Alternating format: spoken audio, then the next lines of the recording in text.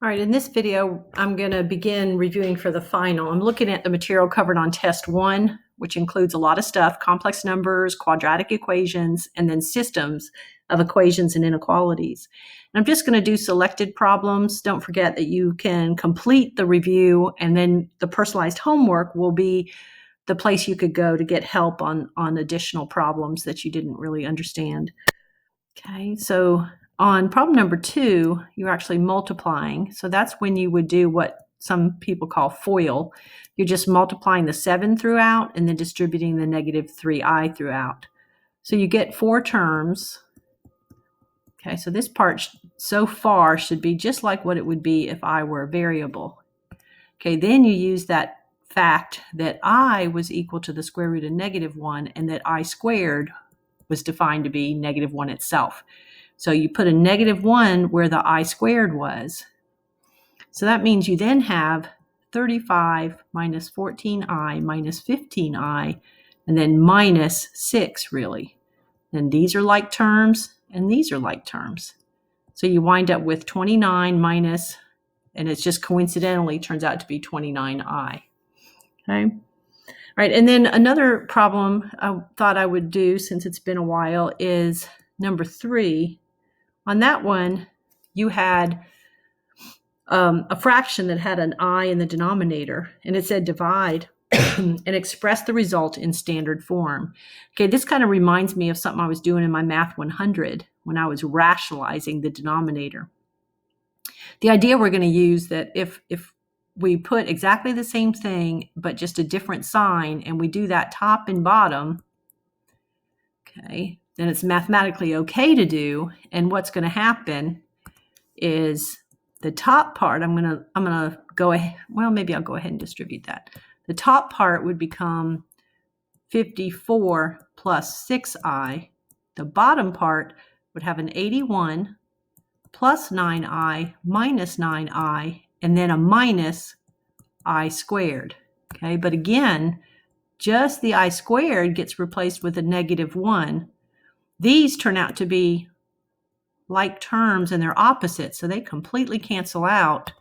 And I wind up with 54 plus 6i over 81 minus a negative 1, which is 81 plus 1.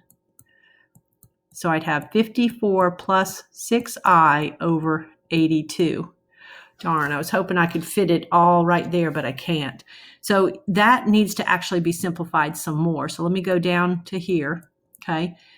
Because the 54, the 6, and the 82 all are divisible by 2. So I'm going to do that. I'm going to get a 27 plus a 3i over a 41. All right, now they talk about writing it in a plus bi form. So that's something kind of unique to imaginary numbers. When you're working with complex numbers, a lot of times they want you to write it in that form. I bet it'll take either of those last two, though.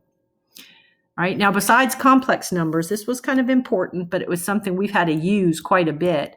You had to be able to solve a quadratic equation. And so I just gave you one because you're going to do a whole lot of this in other areas of the course anyway.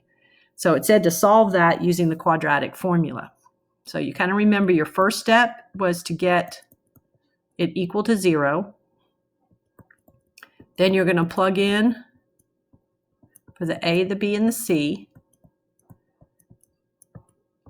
Okay. All right, and then you're going to work on simplifying that.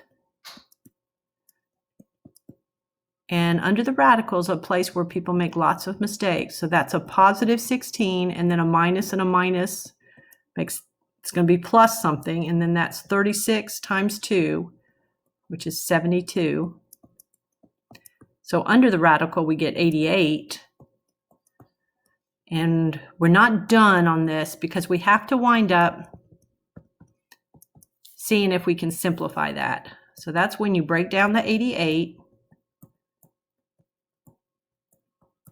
And it winds up being 3 2s and an 11. Okay.